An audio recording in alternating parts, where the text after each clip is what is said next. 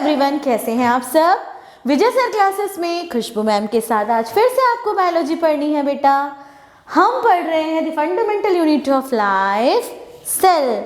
हम साइटोप्लाज्म तक कल पढ़ चुके थे। आज मुझे सेल ऑर्गेनेल्स बताना है। इन जनरल इंट्रोडक्शन में कल सेल ऑर्गेनेल्स का दे चुकी थी, कौन से डबल मेम्ब्रेन है, डबल मेम्ब्रेन बाउंडेड है, कौन से सिंगल मेम्ब्रेन बाउंडेड है और कौन से विथआउट मेम्ब्रेन वाले ऑर्गेनेल हैं। आज मैं फिर से एक बार बता दूंगी।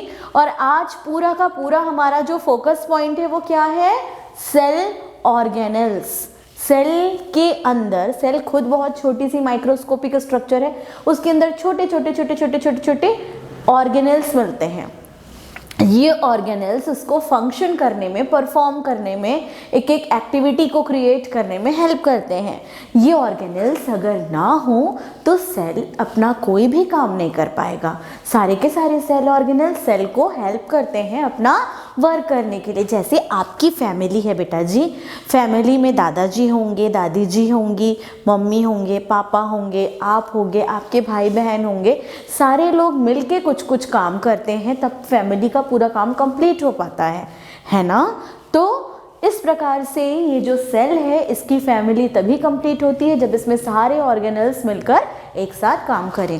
तो चलिए देखते हैं सेल ऑर्गेनेल्स कहाँ होते हैं, कहाँ मिलते हैं।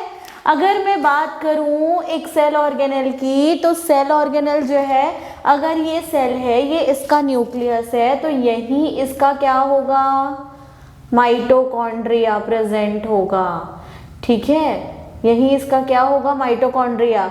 यही इसका एंडोप्लाज्मिक रेटिकुलम प्रेजेंट होगा। समझ रहे हो, जिसपे कुछ राइबोसोम्स होंगे, कुछ में नहीं होंगे। यहीं पे इसका क्या होगा, राइबोसोम प्रेजेंट होगा। फिर यहीं पे इसके लाइसोसोम्स प्रेजेंट होंगे। फिर माइटोकॉन्ड्रिया हो गया, राइबोसोम हो गया, लाइसोसोम हो गया। प्लांट सेल होगा तो प्लास्टिड्स प्रेजेंट होगा। एनिमल सेल होगा तो छोटे स्मॉल वैक्यूल्स होंगे। प्लांट सेल में एक लार्ज वैक्यूल होगा। ठीक है, फिर सेंट्रोल, सेंट्रियोल, सेंट्रोमियर्स, ये सारी चीज़ें सेल के साइटोप्लाज्म में चिपकी रहेंगी, तैरती रहेंगी। ठीक है, एक टिपिकल अगर नॉर्मल सेल का एग्जांपल लेंगे तो उसमें इस प्रकार का स्ट्रक्चर आपको अंदर दिखाई देगा। सबसे पहले समझिए, cytoplasm contains many cell organelles. Cell के अंदर जो सेमी फ्लूइड सब्सटेंस है, उस सेमी फ्लूइड सब्सटेंस के अंदर सारे के सारे सेल ऑर्गेनेल्स फ्लोट करते रहते हैं, तैरते रहते हैं। ठीक है, each type of cell organelle has characteristic shape and specialized for a specific function. हर किसी का एक स्पेशल शेप होता है और हर ऑर्गेनेल एक स्पेशल टाइप का फंक्शन परफॉर्म करने में मदद करता है। Cell organelles found in cytoplasm. जो सेल ऑर्गेनेल्स हैं वो साइटोप्लाज्म में मिलते हैं बेटा जी, बार बार बता रही हूँ। ठीक है, अब साइटोप्लाज्म में किस किस लेवल के मिलते हैं, तो मैंने 3 टाइप्स में इनको डिस्ट्रीब्यूट कर दिया है, 1, 2 एंड 3। फर्स्ट कहता है मैं ऐसे सेल ऑर्गेनेल्स को अपने चैम्बर में रखूंगा जो डबल बाउंडेड हैं। Double bounded that means 1 and 2, double bounded, double membrane से घिरे हुए हैं, डबल बाउंडेड हैं। तो डबल मेम्ब्रेन बाउंडेड ऑर्गेनेल्स जो हैं, कौन कौन से ऑर्गेनेल्स हैं भाई, बताइए। फर्स्ट है एंडोप्लाज्मिक रेटिकुलम, सेकेंड है Golgi complex, mitochondria, plastids, vacuoles. ये सारे के सारे double membrane bounded cell organelle हैं। ठीक है, अब कुछ ऐसा भी है जो सिर्फ सिंगल मेम्ब्रेन से बाउंडेड है, तो सिंगल मेम्ब्रेन से बाउंडेड ओनली लाइसोसोम्स है बेटा जी। फिर कुछ ऐसे ऑर्गेनेल्स हैं जो इतने गरीब हैं जिनके पास बिल्कुल भी क्या नहीं है, मेम्ब्रेन ही नहीं है, तो बिना मेम्ब्रेन वाले है ना, ribosomes, centrosomes and centrioles. Okay, इतना मैं कल करा चुकी थी, फिर भी एक रिकॉल करवा रही हूँ बेटा। अब ध्यान देना है, सबसे पहले डबल मेम्ब्रेन बाउंडेड किस पे आएंगे, एंडोप्लाज्मिक रेटिकुलम। एंडोप्लाज्मिक रेटिकुलम को और क्या कहते हैं हम, ER कहते हैं। शॉर्ट में इसे क्या कहते हैं, ER, है ना, शॉर्ट में इसे क्या कहते हैं, ER कहते हैं। कहाँ प्रेजेंट होता है endoplasmic reticulum? Cytoplasm of eukaryotic cell. ये यूकैरियोटिक सेल्स के साइटोप्लाज्म में मिलता है। अब मुझे बताइए क्या होता है यूकैरियोट और क्या होता है प्रोकैरियोट? प्रोकैरियोट हम ऐसे सेल को कहते हैं, इधर देखो मैं बना के बताती हूँ। प्रोकैरियोट हम ऐसे सेल को कहते हैं जिन सेल में जेनेटिक मटेरियल स्कैटर्ड फॉर्म में छितरा बितरा इधर उधर रहता है, पर उसको बाउंड करने वाली न्यूक्लियर मेम्ब्रेन एब्सेंट है। यहाँ पे कहीं पे भी न्यूक्लियर मेम्ब्रेन नहीं है। ये प्रोकैरियोटिक सेल है, जैसे मैंने बैक्टीरिया बना के बताया है। अब अगर मेरे को यूकैरियोट सेल बनाना है तो मैं क्या करूंगी? ये सेल है, ये न्यूक्लियर मेम्ब्रेन है, उसके अंदर जेनेटिक मटेरियल है, मतलब यहाँ पे न्यूक्लियस को बाउंड करने वाली मेम्ब्रेन प्रेजेंट है। तो ये क्या होगा? तो ये होगा eukaryotic cell. Nuclear membrane absent, prokaryote. Primitive nucleus, nuclear membrane present, eukaryote. Okay, समझ में आया? तो यूकैरियोटिक सेल ऐसे सेल्स जिनके न्यूक्लियस को बाउंड करने के लिए न्यूक्लियर मेम्ब्रेन प्रेजेंट है। उस यूकैरियोटिक सेल में उसके साइटोप्लाज्म में एंडोप्लाज्मिक रेटिकुलम आपको मिलेगा। ठीक है, कहाँ मिलेगा भाई? ये देखो न्यूक्लियस है ना, न्यूक्लियस के पास में ये इस प्रकार की स्ट्रक्चर रहती है। ठीक है, ये देखो मैं क्लियर तुमको ब्लैक कलर से बना के बताती हूँ बेटा जी।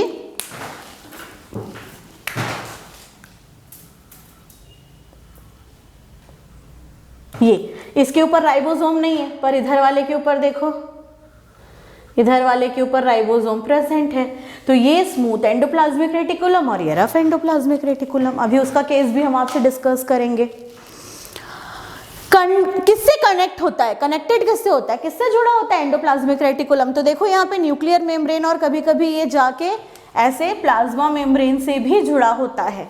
ठीक है, तो plasma membrane and nuclear membrane से ये कनेक्टेड है, जुड़ा हुआ है। एब्सेंट कहाँ होगा? किस में नहीं मिलेगा भाई? हम तो क्लियर बोल दिए कि प्रेजेंट है सिर्फ यूकैरियोट में, तो ये एब्सेंट होगा प्रोकैरियोट में। Absent in prokaryotic cell and mammalian RBCs. Mammals के आरबीसीएस मतलब रेड ब्लड सेल्स में ये एब्सेंट होगा और प्रोकैरियोटिक सेल्स में ये एब्सेंट होगा। ठीक है, स्टार बना दूं? टिंग टिडिंग बन गया। अब चलो देखो, एंडोप्लाज्मिक रेटिकुलम को हम 2 टाइप्स में डिस्ट्रीब्यूट कर सकते हैं।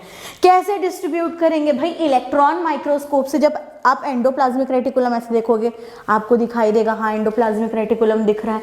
अब एक एंडोप्लाज्मिक रेटिकुलम आपको स्मूथ दिखाई देगा, जैसे मैंने यहाँ बना के रखा है, देखो एकदम स्मूथ है, इसके ऊपर कुछ नहीं लगा है।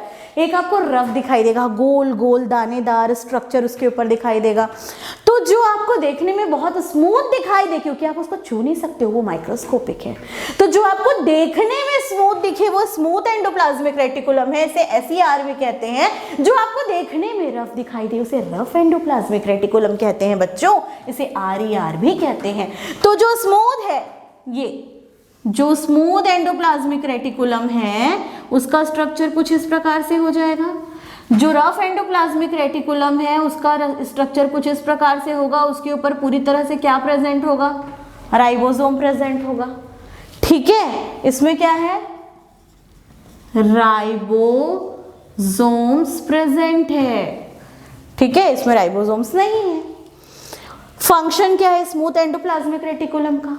ये सिंथेसिस और स्टोरेज करता है लिपिड को। ये लिपिड्स को बनाने का भी काम करता है और उसको स्टोर करने का भी काम करता है। रफ एंडोप्लाज्मिक का फंक्शन क्या है?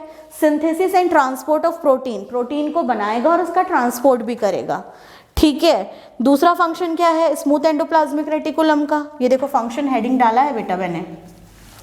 Smooth endoplasmic reticulum toxify a variety of organic molecule, poisons and drugs. जो हम ऑर्गेनिक मॉलिक्यूल्स, पॉइजन्स या ड्रग्स हमारी बॉडी में होता है उसको टॉक्सिफाई करने का काम करता है, पर इस प्रकार का कोई काम रफ एंडोप्लाज्मिक रेटिकुलम नहीं करता है। आप इतना पहले नोट कर लो, उसके बाद हम इन जनरल फंक्शन देखेंगे एंडोप्लाज्मिक रेटिकुलम का। ये तो मैंने कंपैरेटिवली फंक्शन बताया था, किसका किसका, स्मूथ एंडोप्लाज्मिक रेटिकुलम का और रफ एंडोप्लाज्मिक रेटिकुलम का। नोट कर लो बेटा। यस बेटा जी, अब आपको देखना है function of endoplasmic reticulum. Endoplasmic reticulum provide mechanical support to the cell, इसलिए इसको स्ट्रेंथ प्रोवाइडिंग सेल ऑर्गेनल भी कहते हैं। ये पूरी तरह से मैकेनिकल सपोर्ट प्रोवाइड करता है बेटा सेल को। It forms new nuclear membrane after every cell division.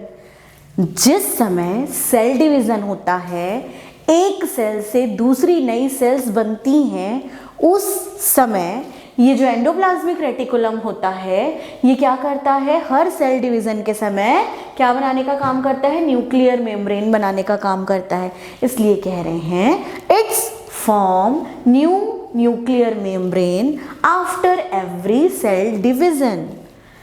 SER, smooth endoplasmic reticulum synthesis and storage lipid and steroids. ये सिंथेसिस करता है स्मूथ एंडोप्लाज्मिक रेटिकुलम, जो एंडोप्लाज्मिक रेटिकुलम का एक पार्ट है।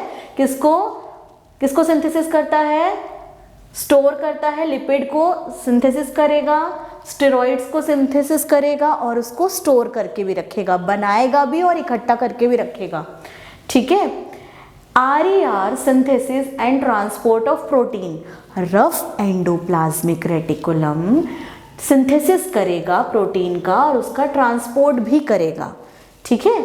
P है बेटा, ये P protein. Lipid and protein synthesised by endoplasmic reticulum. Endoplasmic reticulum lipid और प्रोटीन को सिंथेसिस करता है, पर इसका यूज कब होता है? देखो बहुत ध्यान से देखना, इसका यूज तब होगा बेटा जिस समय मेम्ब्रेन बायोजेनेसिस, प्लाज्मा मेम्ब्रेन नया बनते रहेगा। Lipid and protein synthesized by endoplasmic reticulum and used for making cell membrane for membrane biogenesis।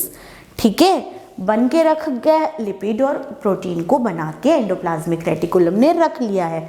जिस समय सेल का प्लाज्मा मेम्ब्रेन नया बनते रहेगा, उस समय एंडोप्लाज्मिक रेटिकुलम अपना लिपिड और प्रोटीन उसको प्रोवाइड कर देगा ताकि वो अच्छी तरीके से बन सके। क्योंकि प्लाज्मा मेम्ब्रेन जब बनता है तो उसमें लिपिड और प्रोटीन की मात्रा होती है बेटा। ठीक है।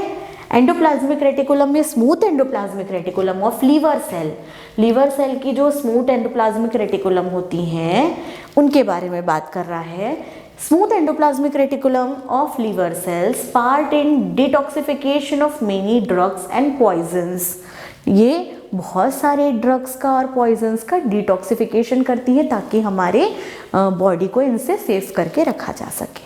ठीक है, नोट डाउन कर लीजिए बेटा। बेटा जी अब हमको देखना है गोल्गी अपैरेटस। नाम थोड़ा अलग लग रहा है आपको, गोल्गी अपैरेटस। देखो एक साइंटिस्ट हुए, उनका नाम था कैमेलियो गोल्गी। क्या नाम था? कैमेलियो गोल्गी।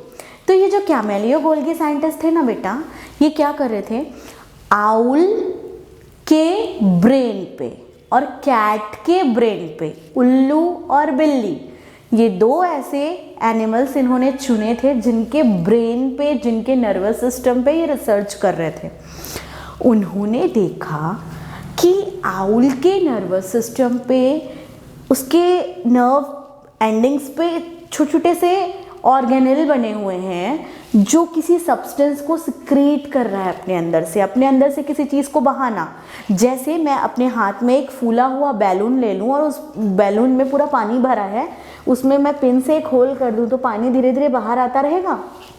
वैसा ही फंक्शन ये जो गोल्गी अपैरेटस होता है ये करता है कि अपने अंदर से चीज़ों को बाहर बहाता है, सिक्रीट करता है। इसका मेन फंक्शन होता है सिक्रीशन, अपने अंदर से चीज़ों को बाहर लिक्विड के फॉर्म में सिक्रीट करना।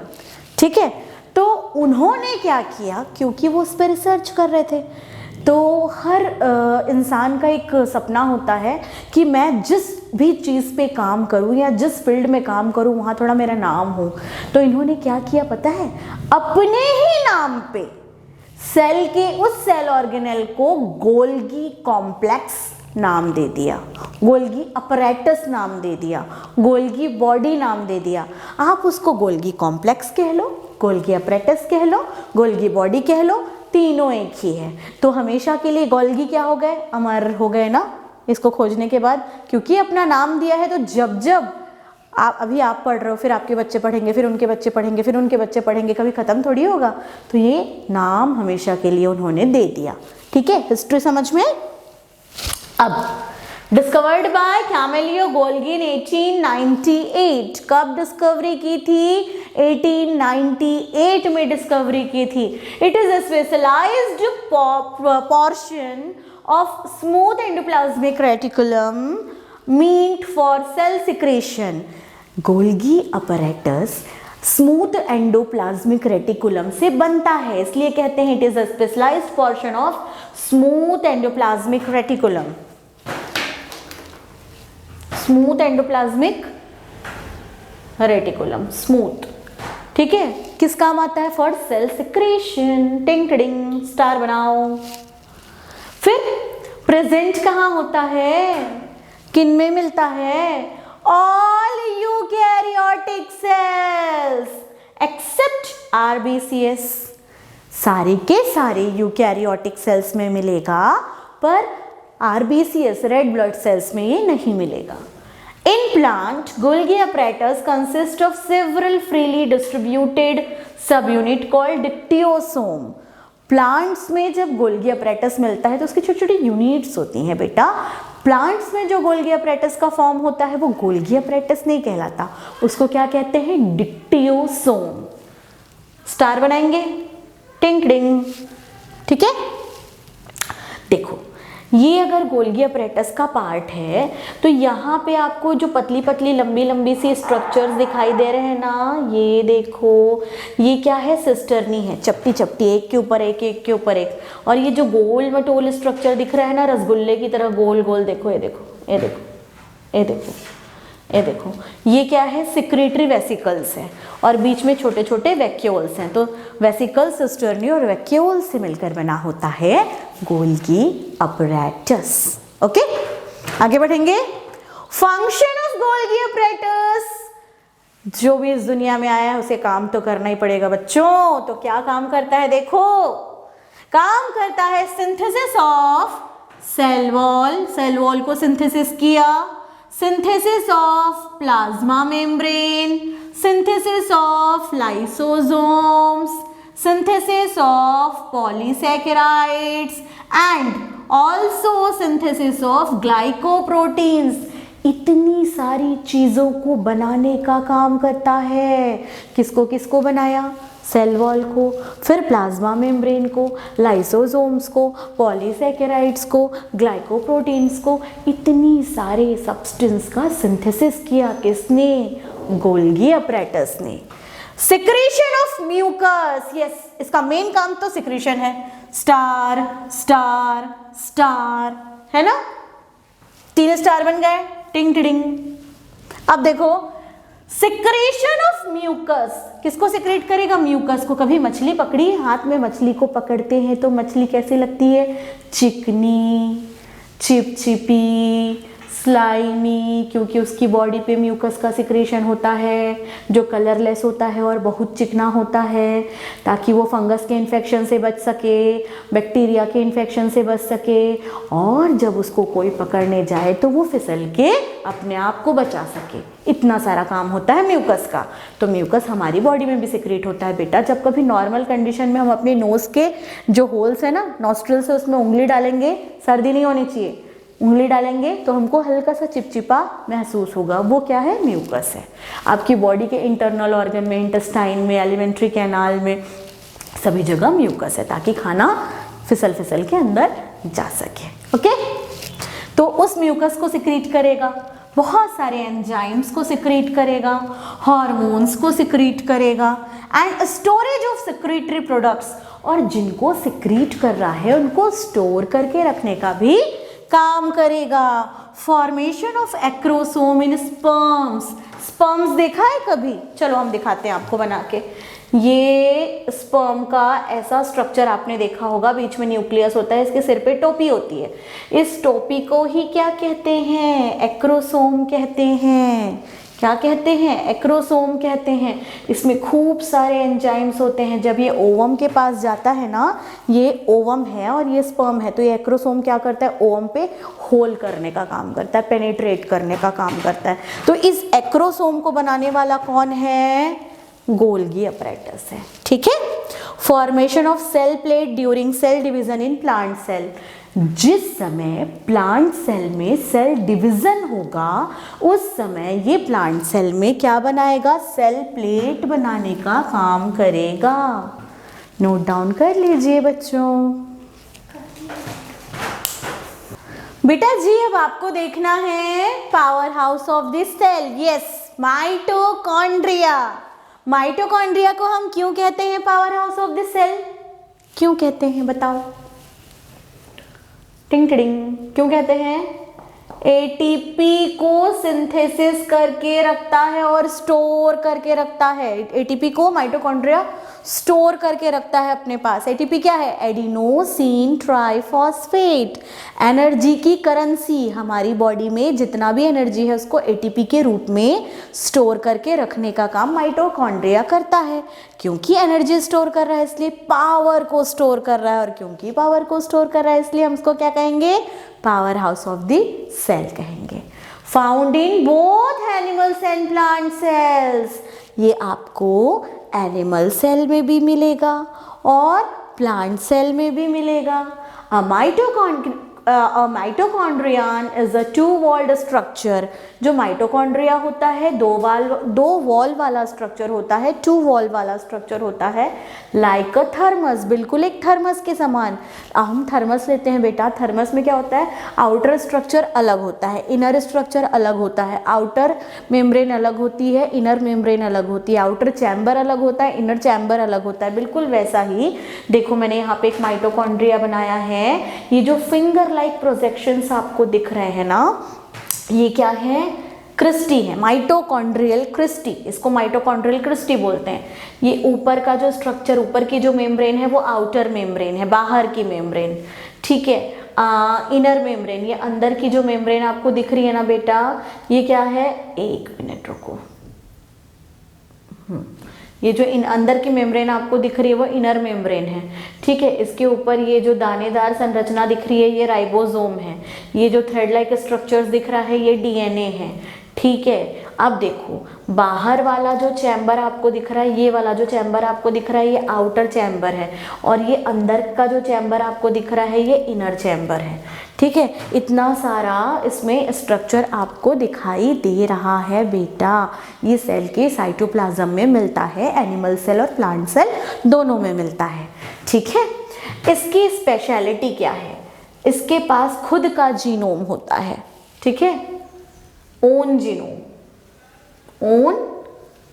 Genome present. अब ये जीनोम क्या होता है? खुद का जीनोम है मतलब खुद का राइबोसोम और खुद का डीएनए। खुद का राइबोसोम और खुद का डीएनए है। जब ये इसके पास खुद का डीएनए हो तो उस डीएनए को क्या नाम देते हैं? Mitochondrial DNA, mDNA. Mitochondrial ribosome और माइटोकॉन्ड्रियल डीएनए इसके पास खुद का प्रेजेंट होता है। ठीक है। फंक्शन क्या करता है भाई? क्या काम करता है? एटीपी को सिंथेसिस करके स्टोर करके रखने का काम सबसे फर्स्ट है। और ये क्या प्रोवाइड करता है? Provide energy to various body activity. ठीक है। एनर्जी क्यों प्रोवाइड करेगा? वेरियस बॉडी फंक्शन के लिए। ठीक है। बॉडी में जितने काम हो रहे हैं वहां पे जितनी एनर्जी लग रही है, जहां जहां एनर्जी लग रही है वहां पर एनर्जी को प्रोवाइड करने वाला कौन है? माइटोकॉन्ड्रिया। देखो, एक पहलवान अगर अपने हाथों का सबसे ज़्यादा उपयोग करता है किसी को ढिशुम ढिशुम करने के लिए, है ना, एक रेसलर अगर सबसे ज़्यादा अपनी बॉडी के पार्ट्स का, मसल्स का यूज़ करता है तो उसके मसल्स क्या होते हैं बेटा? बहुत हार्ड होते हैं। एक बर्ड अगर उड़ने के लिए सबसे ज़्यादा अपनी किसकी विंग्स की यूज़ करती है, ठीक है, और एक चमगादड़ अपने पैर का उपयोग करता है पेड़ से टंगे रहने के लिए। तो जिस चीज़ में, हमारे जिस ऑर्गन में सबसे ज़्यादा क्या लग रहा है? एनर्जी की ज़रूरत पड़ रही है। अगर एक लोहार है जो अपने हथौड़े से बार बार चोट करता है लोहे के ऊपर, तो उसके मसल्स बहुत स्ट्रांग हो जाते हैं, वहाँ पे माइटोकॉन्ड्रिया की संख्या सबसे ज़्यादा होगी। मतलब आप अपनी बॉडी के जिस पार्ट को सबसे ज़्यादा यूज़ करते हो, बॉडी के जिस पार्ट में एनर्जी की नीड सबसे ज़्यादा होती है, वहाँ पे माइटोकॉन्ड्रिया सबसे ज़्यादा होता है। नोट डाउन करेंगे बच्चों? यस बच्चों, भूख लगी है, खाना दो। किचन अभी अभी बता रही थी मैं आपको। देखो, किचन ऐसा जगह है जहाँ पे सबको खाना मिलने के लिए खाना बनता है ना? खाना बनता है। तो देखो बच्चों, सबसे ज़्यादा इम्पॉर्टेंट क्या है आपके लिए? सबसे ज़्यादा इम्पॉर्टेंट ये है कि सारे सेल ऑर्गेनेल्स काम कर रहे हैं। माइटोकॉन्ड्रिया अलग कर रहा है, गोल्गी बॉडी अलग कर रहा है, फिर राइबोसोम अलग कर रहा है, लाइसोसोम अलग कर रहा है। खाना तो चाहिए, कहाँ से आएगा? प्लास्टिड्स से आएगा। किचन है भाई सेल का। Plastids are the largest cell organelle found in plant cell only. Only मतलब टिंग टिडिंग, सिर्फ इसी में है, किसी में नहीं मिलेगा। ठीक है, स्टार थोड़ा रेड से बनाते हैं ना। टिंग टिडिंग बन गया। These are also double membrane structure. ये भी डबल मेम्ब्रेन वाला स्ट्रक्चर होता है बेटा। ओवल शेप का हो सकता है, स्फेरिकल शेप का हो सकता है, डिस्कॉइडल शेप का हो सकता है ना? इतने सारे इसके शेप हो सकते हैं। आप जब सेल को देखते हैं ना, और उसमें क्या देखते हैं? प्लास्टिड्स का स्ट्रक्चर देखते हैं, तो ऐसा लगता है सिक्कों के ऊपर सिक्कों के ऊपर सिक्कों का एक झुंड जमा है, ये आपस में ऐसे जुड़ा रहता है। ठीक है, ग्रीनिश ग्रीनिश कलर का होता है। ये जो सिक्के होते हैं, सिक्के जो होते हैं वो थैलाकॉइड्स कहलाते हैं। क्या कहलाते हैं? थैलाकॉइड्स। इसी में ग्रेना और स्ट्रोमा होता है। यस बेटा जी, यहाँ पे छोटा सा स्ट्रक्चर बना दिया है मैंने प्लास्टिड्स का। यहाँ पे आपको सिक्कों के जैसे स्ट्रक्चर दिख रहे हैं। देखो मैंने ग्रीन से किया है, ये देखो। अब मैं इसको हल्का सा ब्लैक से कर देती हूँ ताकि आपको इजीली दिख सके। सिक्कों का ढेर दिख रहा है ना? खूब सारे सिक्के मैंने यहाँ पे रख दिए हैं भाई। तो ये जो सिक्कों का ढेर आपको दिख रहा है बच्चों, एक्चुअल में इसको क्या कहते हैं? ग्रेना कहते हैं। इसमें जो एक स्ट्रक्चर है उसको क्या कहते हैं? थैलाकॉइड कहते हैं। ठीक है, एक ही अगर स्ट्रक्चर है, ये अगर एक लूं मैं, तो ये थैलाकॉइड है। ठीक है बच्चों, थैलाकॉइड है। अब ये जो थैलाकॉइड है, ये पूरा क्या कलर को, पूरे पिगमेंट्स को, क्लोरोफिल को और कैरोटीनॉइड को अपने में कंटेन करके रखता है। ये जो बाहर वाली मेम्ब्रेन दिख रही है, देखो ये देखो, ये बाहर वाली मेम्ब्रेन और ये अंदर वाली मेम्ब्रेन। बाहर वाली मेम्ब्रेन को आउटर मेम्ब्रेन कहते हैं। O.M. लिख दिया है मैंने, आउटर मेम्ब्रेन।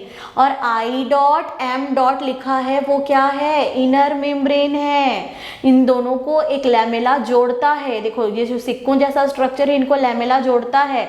इसको क्या बोलते हैं? कौन सा लैमेला बोलते हैं? Stroma lamella. और इसमें जो मैट्रिक्स भरा होता है उसको क्या कहते हैं बेटा? मैट्रिक्स को स्ट्रोमा कहते हैं। और इसके अंदर ये जो गोल गोल स्ट्रक्चर्स दिखाई दे रहे हैं, हम इसको थोड़ा ब्लैक से कर दें, ब्लू से करते हैं। ठीक है, ये गोल गोल जो स्ट्रक्चर दिखाई दे रहे हैं, ये क्या है एक्चुअल में? राइबोसोम्स है। ओके, क्या है बेटा जी? राइबोसोम्स है। समझ में आया? हाँ, तो ये पूरा स्ट्रक्चर होता है। देखो, outer membrane, inner membrane, ribosome present है, खुद का डीएनए प्रेजेंट होता है इसके अंदर, थैलाकॉइड्स होते हैं, ग्रेना और स्ट्रोमा होता है। तो ये सारा का सारा स्ट्रक्चर आपको प्लास्टिड्स में देखने के लिए मिलता है बच्चों, ठीक है। अब plastids are largest cell organelle found in plant cell only. ये सिर्फ और सिर्फ प्लांट सेल्स में मिलता है, इसलिए मैंने स्टार बना दिया था, है ना, बोला था ना स्टार बना के, टिंग टिडिंग। फिर these are also double membrane structure, outer membrane और इनर मेम्ब्रेन, दो मेम्ब्रेन है तो डबल मेम्ब्रेन तो बोलना ही पड़ेगा ना भाई। इनर मेम्ब्रेन को थोड़ा ब्लैक कर देते हैं ताकि दूर से दिखे इनर मेम्ब्रेन, ठीक है। अब These are also double membranous structure। कौन से शेप का हो सकता है? ओवल शेप का हो सकता है, स्फेरिकल हो सकता है, डिस्कॉइडल शेप का हो सकता है। इसके पास खुद का जीनोम होता है। खुद का जीनोम मतलब जैसे माइटोकॉन्ड्रिया के पास था, खुद का आरएनए, खुद का डीएनए, खुद का राइबोसोम, ठीक है। प्लास्टिड्स को आप क्या कर सकते हो? 3 भागों में बांट सकते हो। Plastids are divided by 3 parts: chloroplast, chromoplast, leucoplast। Chloro, नाम से ही पता चल रहा है क्लोरोफिल प्रेजेंट है, मतलब कौन से कलर का होगा? ग्रीन कलर का होगा, ठीक है। पिगमेंट ग्रीन लीफ में प्रेजेंट होता है, ग्रीन प्लांट्स में प्रेजेंट होता है। क्लोरोफिल पिगमेंट मेन पिगमेंट है, फंक्शन क्या करता है? Photosynthesis, okay. Chromoplast, coloured pigment, yellow, orange, red colour के जो पिगमेंट होते हैं ये क्रोमोप्लास्ट में आते हैं। क्रोमोप्लास्ट में जो कहाँ प्रेजेंट होता है क्रोमोप्लास्ट? फ्लावर्स में और फ्रूट्स में जो कलर्स होते हैं ना, एप्पल का रेड कलर, फ्लावर्स का रेड येलो कलर और मल्टी कलर का होना, ये सब क्रोमोप्लास्ट के कारण होता है। इसमें कौन कौन से पिगमेंट प्रेजेंट है, उनका क्या नाम है और कौन सा कलर शो करते हैं? ज़ेंथोफिल येलो कलर शो करता है, कैरोटीन, बीटा कैरोटीन कहते हैं ना बेटा, रेड ऑरेंज कलर शो करता है। फिर हम बात करते हैं ल्यूकोप्लास्ट की, कलरलेस होता है, कलर ही नहीं है। रूट्स वगैरह देखियो, पोटैटो देखियो ना, पोटैटो देखियो, स्वीट पोटैटो, पोटैटो नहीं, नॉर्मल पोटैटो नहीं, नॉर्मल पोटैटो तो स्टेम है, स्वीट पोटैटो, इसमें ल्यूकोप्लास्ट कलरलेस है, विथआउट पिगमेंट। स्टोरेज क्या स्टोर करके रखेगा? स्टार्च को, ठीक है। अमाइलोप्लास्ट जब ये स्टार्च को स्टोर करे, नोट, पॉइंट भी नोटेड, पॉइंट भी नोटेड, जब ये स्टार्च को नोट करे, क्या करे? स्टोर करे। जब ये स्टार को स्टोर करे तो ये अमाइलोप्लास्ट कहलाता है। जब ये प्रोटीन को स्टोर करे तो एल्यूरोप्लास्ट कहलाता है। जब लिपिड को स्टोर करे इलियोप्लास्ट कहलाता है, ठीक है। नोट डाउन करेंगे। अब फंक्शन ऑफ प्लास्टिड्स, क्या क्या फंक्शन करते हैं प्लास्टिड्स? फोटोसिंथेसिस करते हैं। क्लोरोप्लास्ट, क्लोरोप्लास्ट प्रेजेंट है, ग्रीन पिगमेंट है, ग्रीन पिगमेंट है तो ग्रीन कलर क्या करेगा? सनलाइट को ट्रैप करके लाएगा और फोटोसिंथेसिस करवाएगा। Yes, chloroplast trap solar energy with the help of chlorophyll for manufacturing food during photosynthesis. Therefore, they are called the kitchen of the cell. यही क्या करता है? सोलार एनर्जी को पकड़ के लाता है, ट्रैप करके लाता है और फोटोसिंथेसिस की प्रोसेस कराता है। और फोटोसिंथेसिस होता है तो प्लांट में क्या होता है? स्टार्च का फॉर्मेशन होता है। स्टार्च का फॉर्मेशन हुआ मतलब प्लांट में फूड का फॉर्मेशन हो गया, यहीं पे फूड बना मतलब ये क्या है? प्लांट का किचन है, ठीक है। गिविंग कलर, क्लोरोप्लास्ट जो होगा वो फ्रूट्स में और फ्लावर्स में कलर्स प्रोवाइड करेगा। स्टोरेज, किसका स्टोरेज भाई? ल्यूकोप्लास्ट जो है, जो आपके प्लास्टिड्स का एक टाइप है, ये स्टोर करके रखता है फूड को किस फॉर्म में? स्टार्च के फॉर्म में। जब स्टार्च के फॉर्म में फूड को स्टोर करेगा तो अमाइलोप्लास्ट, जब प्रोटीन के फॉर्म में फूड को स्टोर करेगा तो एल्यूरोप्लास्ट, जब लिपिड के फॉर्म में फूड को स्टोर करेगा तो एलियोप्लास्ट, ठीक है। Generation of O2। जब फोटोसिंथेसिस होता है तो एज अ बाय प्रोडक्ट क्या निकलता है? ऑक्सीजन। प्लांट अपना फूड बनाने के लिए कार्बन डाइऑक्साइड को यूज करता है और फोटोसिंथेसिस की प्रोसेस में O2 जनरेट होती है, O2 बनती है, ऑक्सीजन बनती है, जिसको हम अपने रेस्पिरेशन के लिए लेते हैं। तो ये काम कौन करता है? प्लास्टिड्स करते हैं। Generation of O2, chloroplast utilise atmospheric CO2 and generate oxygen. Note down कर लीजिए बच्चों। यस बच्चों, अब आपको देखना है वैक्यूल्स। वैक्यूल्स क्या होते हैं बच्चों? क्या होते हैं वैक्यूल्स? प्लांट सेल में और एनिमल सेल में, दोनों सेल्स में क्या मिलता है हमको? छोटा छोटा वैक्यूल्स मिलता है। पर अगर प्लांट सेल की बात कर रहे हैं, अगर हमने प्लांट सेल देखा है, ठीक है, अगर आपने क्या किया है, प्लांट सेल को देखा है, तो प्लांट सेल का स्ट्रक्चर कुछ इस प्रकार से होता है, याद आया? उसमें आधे से ज्यादा स्पेस कौन ऑक्यूपाई करता है? वैक्यूल। इसको क्या कहते हैं? SAP vacuole. ठीक है। और अगर एनिमल सेल की बात करें लाइक अमीबा, तो इसमें क्या होता है?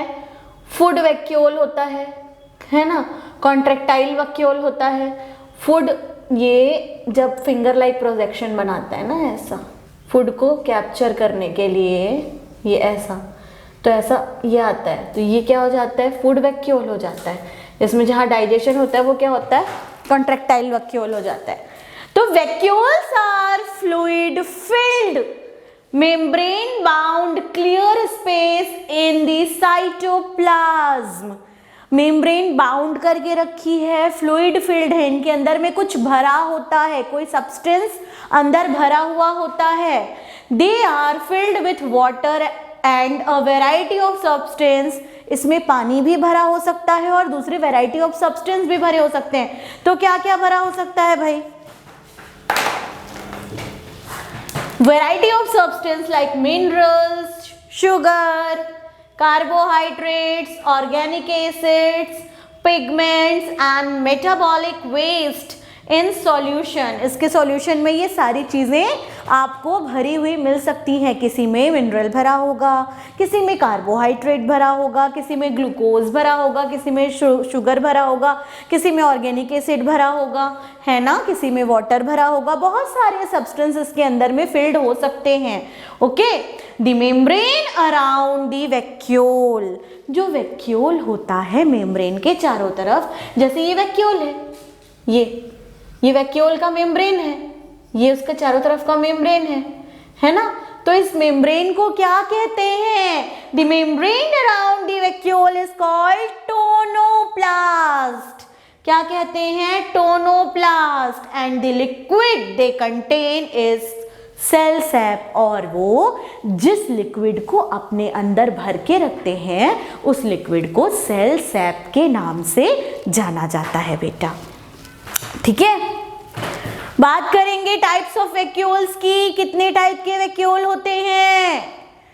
प्लांट सेल के vacuole, present in only plant cell. Name क्या है उस वैक्यूल का? SAP vacuole. प्लांट सेल में मिलने वाला, ये देखो बड़ा सा वैक्यूल है ना, खूब बड़ा सा ऑक्यूपाई करके रखा है बहुत सारा जगह। तो इसको हम क्या कहते हैं बेटा जी? इसको कहते हैं सैप वैक्यूल। अपने अंदर चीजों को स्टोर करके रखने का काम करता है, ये स्टोरेज ऑर्गेनल है ना। उसके बाद जो एनिमल्स जो आपके प्रोटोजोन्स में मिलते हैं वो क्या कहलाते हैं? Food vacuoles. और थर्ड है कॉन्ट्रैक्टाइल वैक्यूल, जो डाइजेशन करने का वर्क करता है। ठीक है। अमीबा और पैरामीशियम में प्रेजेंट होता है। इसका एग्जाम्पल क्या है? इसका एग्जाम्पल तो सिर्फ प्लांट है। ये इसका एग्जाम्पल क्या है? Amoeba and paramecium. तो बेटा अमीबा में फूड को एंगल्फ करने के लिए फूड वैक्यूल होता है ना। फूड को डाइजेस्ट करने के लिए कॉन्ट्रैक्टाइल वैक्यूल हेल्प करता है, उसको क्या करने के लिए? बॉडी के बाहर इजेक्ट करने के लिए। अच्छा चलो देखो, अब आपको देखना है फंक्शन ऑफ वैक्यूल्स। जो आपकी बॉडी में वैक्यूल्स हैं, आपकी बॉडी में वैक्यूल्स हैं क्या? जो अमीबा और पैरामीशियम की बॉडी में वैक्यूल्स हैं या प्लांट की बॉडी में वैक्यूल्स हैं, उनके बारे में बात कर रहे हैं। ठीक है, देखो जो वैक्यूल्स प्रेजेंट हैं किसी भी ऑर्गेनिज्म में, लिविंग ऑर्गेनिज्म में, उनका फंक्शन आपको पता होना चाहिए। तो फर्स्ट है digestion. Food vacuole in protozoan help in digestion of food, help in digestion of food. Turgidity and rigidity, digestion complete, first complete. Turgidity and rigidity, ये सेल को क्या करता है? टर्जिड करने का काम करता है, फुला देता है, स्वेल कर देता है ना, कठोर बनाता है। रिजिड मतलब, तो सेल में टर्जिडिटी कहाँ से आती है, किसके कारण आती है? वैक्यूल्स के कारण।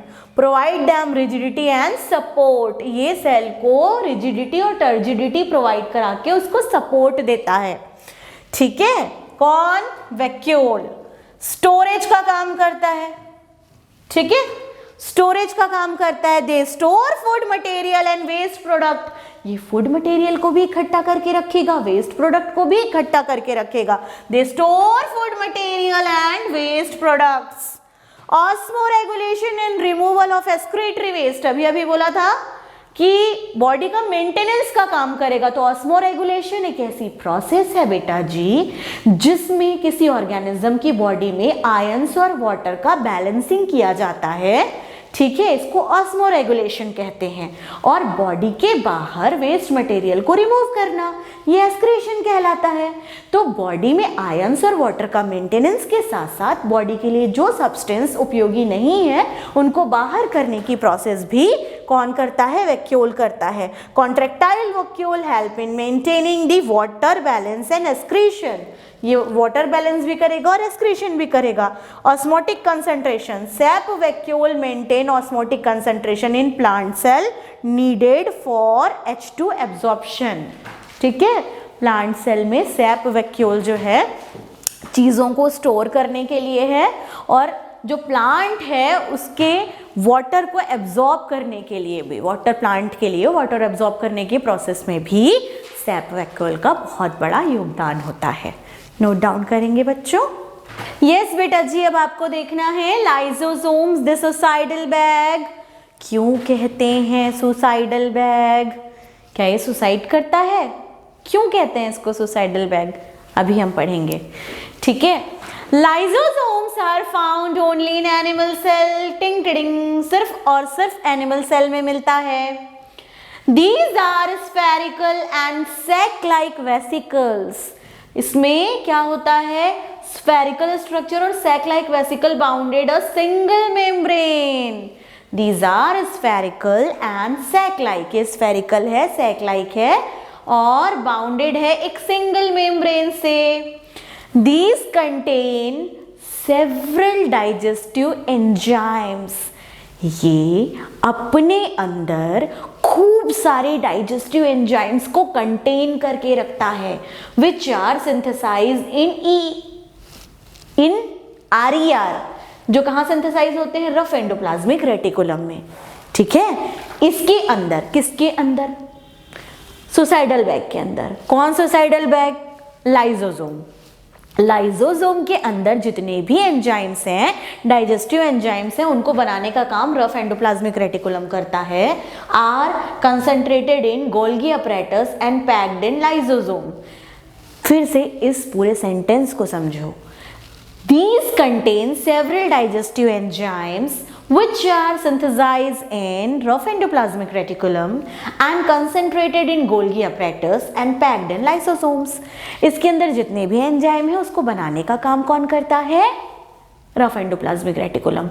उसको कंसंट्रेट करने का काम कौन करता है? Golgi body. और वो किसके अंदर पैक होता है? लाइसोसोम के अंदर। ठीक है, मतलब यहां पे समझो लाइसोसोम के पप्पा कौन है और मम्मी कौन है। लाइसोसोम की मम्मी कौन है? यहाँ पे लाइसोसोम की मम्मी है रफ एंडोप्लाज्मिक रेटिकुलम, जो क्या बना के दे रही है? एंजाइम्स बना के दे रही है। पप्पा कौन है? गोल्गी अपरेटस क्या करके दे रहे हैं, उसके एंजाइम को कंसंट्रेट करके दे रहे हैं। फिर लाइसोसोम क्या कर रहा है, मम्मी पापा बना के दे दिए हैं, लाइसोसोम उसको अपने टिफिन में भर के रख लिया है। ओके, समझ में आया। When released these enzyme bring about digestion of various cytoplasmic structure।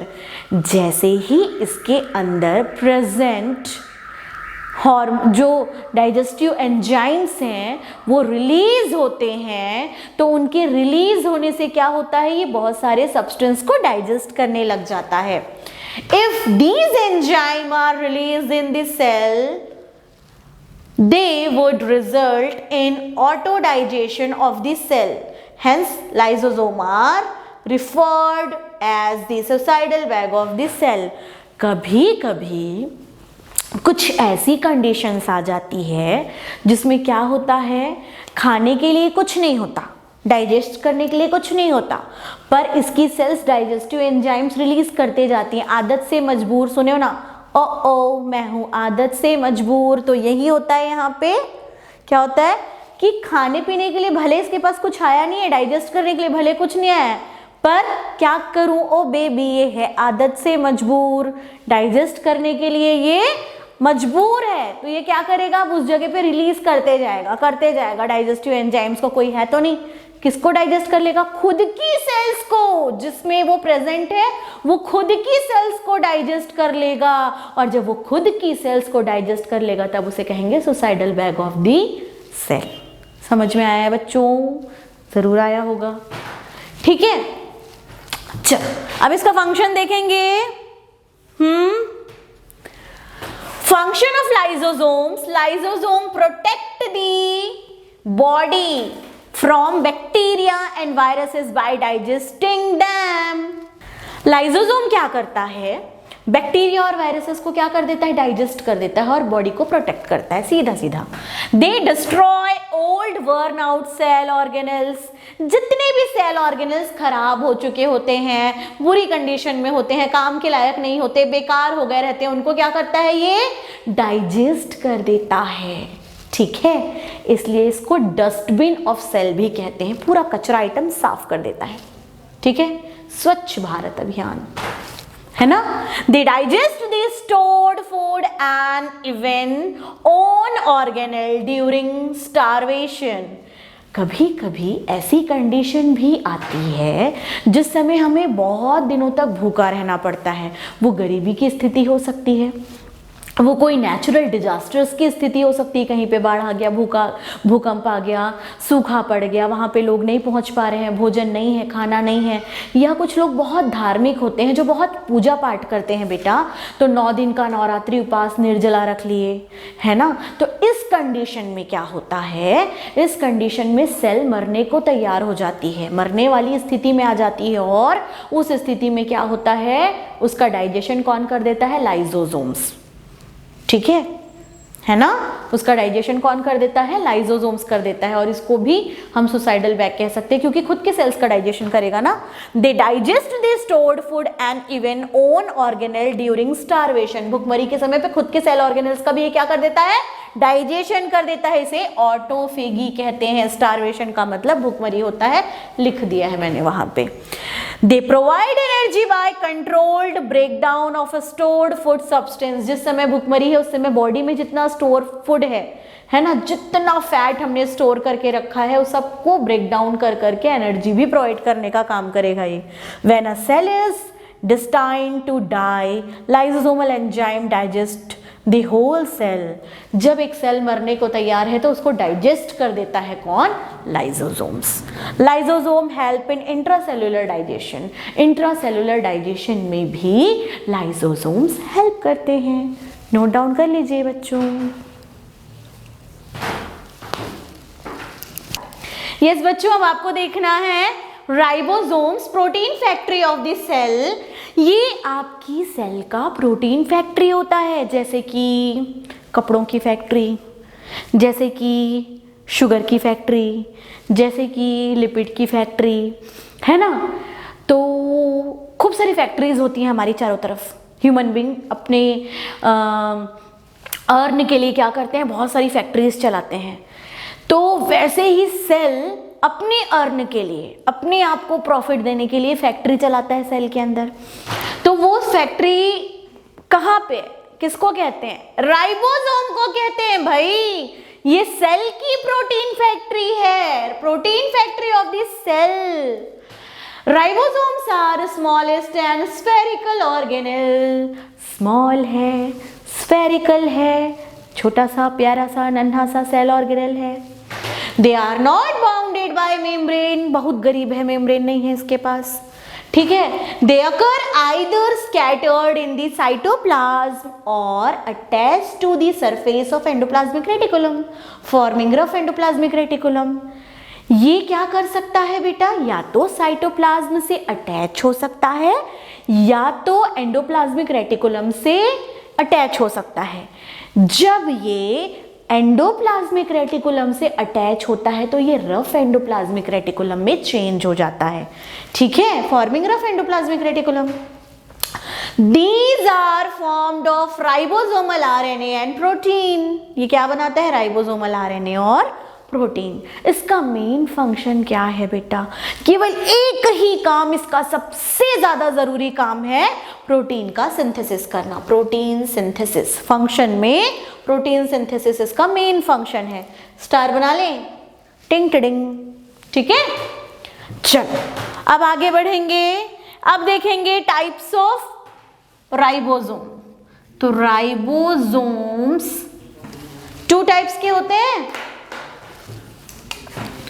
पहला 70S और दूसरा 80S। 70S को प्रोकैरियोटिक राइबोसोम बोलते हैं और 80S को यूकैरियोटिक राइबोसोम बोलते हैं। 70S राइबोसोम हमेशा बैक्टीरिया में देखने के लिए मिलता है, 80S राइबोसोम प्लांट्स और एनिमल्स में देखने के लिए मिलता है, ठीक है, समझ में आ रहा है? सेंट्रोसोम्स, अब बारी है किसकी? सेंट्रोसोम्स एंड सेंट्रियोल्स की। Centrosomes is also not bounded by membrane. ये भी बहुत क्या है? बहुत गरीब है, इसके पास भी कोई मेम्ब्रेन नहीं है इसको घेरने वाली, इसकी बाउंड्री ही नहीं है, तो नॉट बाउंडेड बाय मेम्ब्रेन, ठीक है। It is found only in animal cell and the cell of some lower plants. ये मेनली आपको एनिमल सेल में देखने के लिए मिलेगी। कुछ लोअर प्लांट्स भी होते हैं जिनमें सेंट्रियोल वाला स्ट्रक्चर देखने के लिए मिल जाता है, ठीक है, सेंट्रोसोम्स देखने के लिए मिल जाता है। It lies near the nucleus. कहाँ मिलता है ये? न्यूक्लियस के पास। It appear as a rounded mass containing 2 small micro cylindrical bodies called centriole. ये जिस समय क्या होगा बेटा? अपीयर होगा, ये बनेगा। It appear a rounded mass containing 2 small micro cylindrical body called centriole, ठीक है। They lie at right angle to each other. ये जो सेंट्रियोल होंगे ये एक दूसरे से राइट एंगल पे होंगे। During cell division they migrate to the opposite poles. जिस समय सेल डिवीजन होता है, पता है ना उस समय क्या होता है? ये सेल डिवीजन होता है तो सेंट्रियोल्स 2 अलग अलग जगह पे माइग्रेट करने लग जाते हैं, ठीक है, 2 अलग अलग पोल्स पे चले जाते हैं। फंक्शन क्या है भाई इनका? It forms a spindle fiber at the time of cell division। जिस समय सेल डिवीजन हो रहा है ये एक प्रकार का क्या बनाता है? स्पिंडल फाइबर बना लेता है, ठीक है। At the time of cell division basal body of cilia and flagella develop from centrioles. जो सिलिया और फ्लैजेला होते हैं लोअर ऑर्गेनिज्म के लोकोमोटरी ऑर्गन, उनको डेवलप करने का काम कौन करता है? सेंट्रियोल करता है, इसलिए कह रहा है डेवलप फ्रॉम सेंट्रियोल्स। ओके बेटा जी, आज मैंने आपको पूरा का पूरा सेल ऑर्गेनेल पढ़ा दिया है, एक एक लाइन बताई है सेल ऑर्गेनेल्स की, उसका स्ट्रक्चर बताया है, फंक्शन बताया है। मुझे उम्मीद है आपको ये क्लास बहुत अच्छे से समझ में आई होगी।